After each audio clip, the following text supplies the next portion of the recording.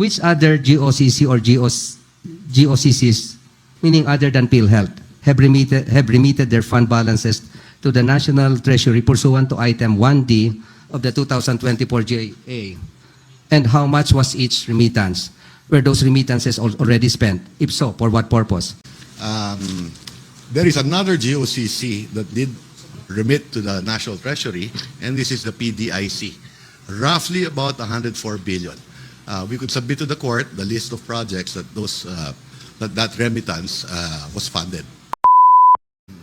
It was argued, meaning the group of petitioners, that there was invalid delegation of authority, as the power to transfer appropriations is vested only among the select government officials, which includes, the President, but not the Secretary of the DOF.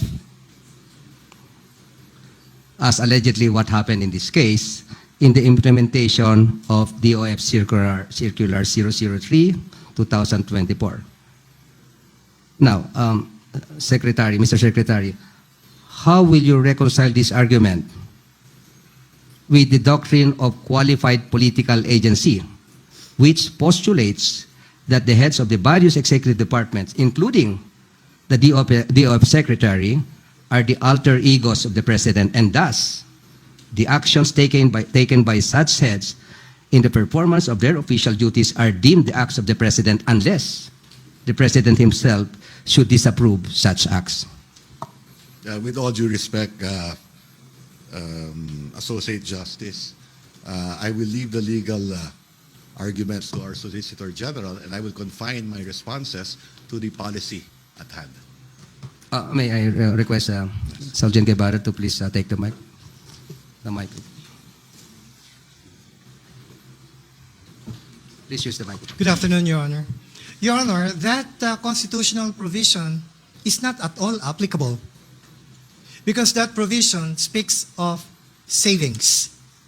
And savings, as defined in the GAA and as ruled by this honorable court, pertains to that portion or that balance of an appropriated amount that is no longer needed for certain reasons, like the project for which that fund has been allocated has already been completed, or that project or program has been finally abandoned, or for the reason that due to some efficiency measures taken by that government agency, then certain amounts were saved.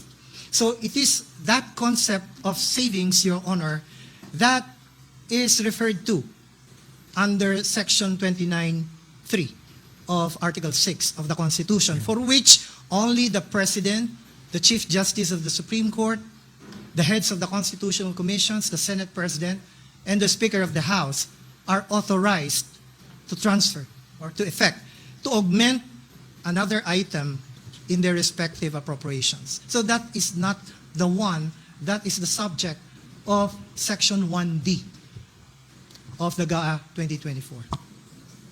Congressman, okay, you're really excused. I have one last question for Secretary Recto. Short lang po. Which other GOCC or GOCCs, meaning other than PhilHealth, have remitted their fund balances to the National Treasury pursuant to item 1D of the 2024 GA? And how much was each remittance? Were those remittances already spent? If so, for what purpose? My second last question. If the court were to direct the government to return to PhilHealth and the other GOCCs their respective remittances, can the government comply with such directive? What impact will such ruling have on the financial position of the government? Kindly elaborate. Yes, thank you very much, Associate Justice. There is another GOCC that did remit to the National Treasury, and this is the PDIC, roughly about 104 billion. We could submit to the court the list of projects that that remittance was funded, including the Salary Standardization Law 6 for government employees. Now, having said that, Mr. Brian, I think your last question was, will the government comply with a ruling of the Supreme Court. Yes, and what will be assuming- what will Yes. happen to the government Yes. after that? Naturally, if the government were to tell the executive to return the money, we will include that in the National Expenditure Program for 2026. But having said that, assuming if the ruling were for 2025, that will add a fiscal pressure to our deficit. And that would entail us not hitting our deficit targets this year. And if we miss that, then we may not attain our coveted credit rating upgrade that we foresee in the next 18 months. Thank you, Secretary. Thank you. Can I, Madam Clerk of Court, can I also call to this to the podium the members of the panel of expert amicus curiae? I'm sorry. Former Secretary Margarito Tebes, please. For the benefit of the audience, especially the non-lawyers who have been closely monitoring the proceedings in these cases, amicus or amici curiae is a legal term which means friend of the Yes. court. As you may have observed, the members of the panel, they all look friendly and sociable, amiable as well, just like Justice Amy. Alright. Now, this friend is a person or organization that is not a party to the case, but permitted to assist the court by offering their expertise or insight that has a bearing on the issues in this case. So we will now try to seek their assistance and expertise to guide us in the handling of these cases. Secretary Tebes, good afternoon, sir. Good afternoon, Your Honor. And the others. You have, I was very reluctant to include you guys in my interpellation because I really find it difficult to pronounce your designation as friend of the court. Did I pronounce it correctly?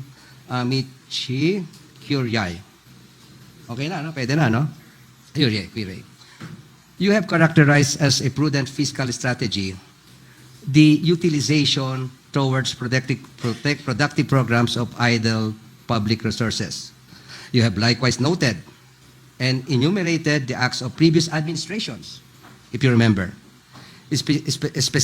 specifically those of former Presidents Ramos, Arroyo, and Duterte, of authorizing the transfer of idle resources to support the country's fiscal needs. It would thus appear that there is a consistent practice of previous administrations of reallocating public funds considered as idle to support other government programs. Based on available data, and in your informed opinion, Secretary, have these past allocations of idle funds historically made a significant and positive public impact on government projects? In other words, have these reallocations proven to be prudent fiscal strategies?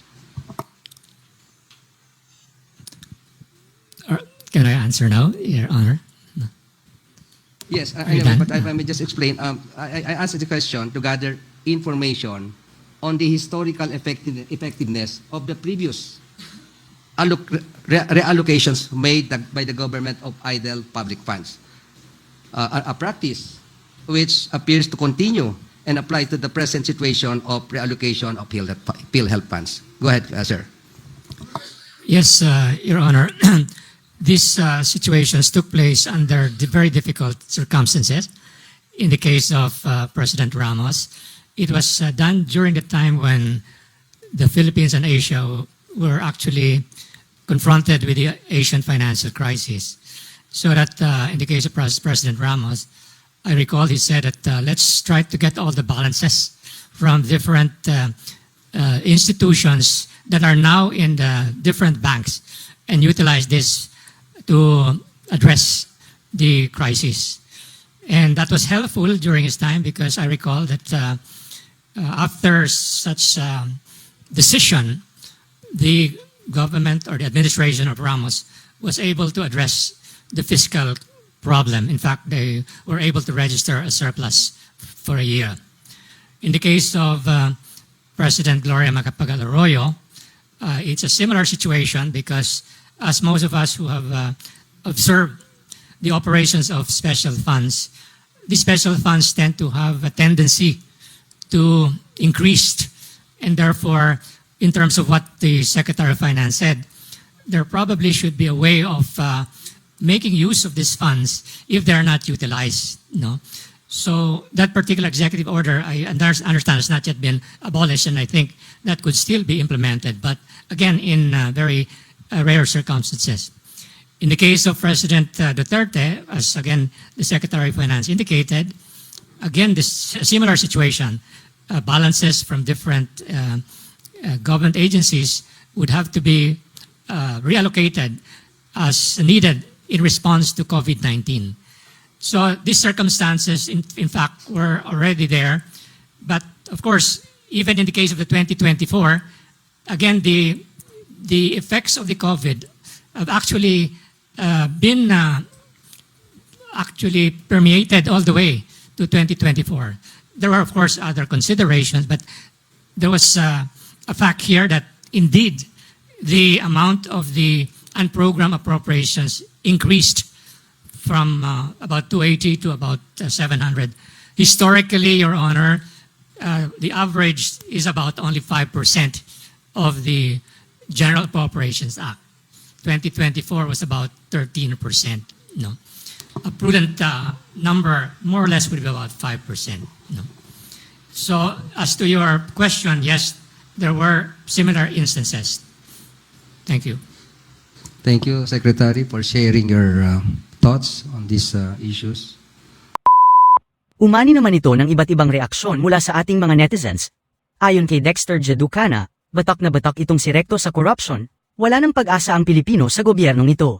Pahayag naman ni Joselito Heisha, alam ni Secretary Recto ang mas makakatulong para sa Pilipinas, magtiwala lang tayo sa kanya.